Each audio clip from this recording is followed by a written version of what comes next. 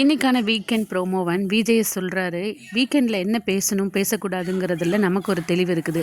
அதே மாதிரி உள்ளே இருக்கிறவங்களுக்கு பிக் பாஸ் எப்போ கண்ணை திறக்கணும் திறக்கக்கூடாதுங்கிறதுல அவங்களுக்கு ஒரு தெளிவு இருக்குது.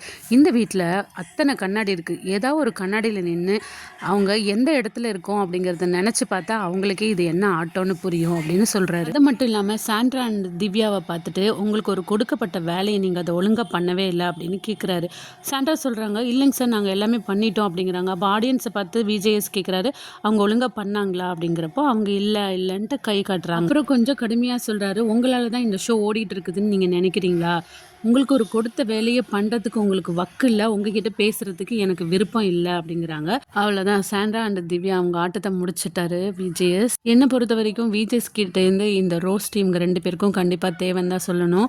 ஏன்னா இதுக்கப்புறம் அவங்க விளையாட்டை கரெக்டாக புரிஞ்சுக்கிட்டு அதுக்குண்டான பாதையில் போவாங்கன்னு நான் நம்புகிறேன்.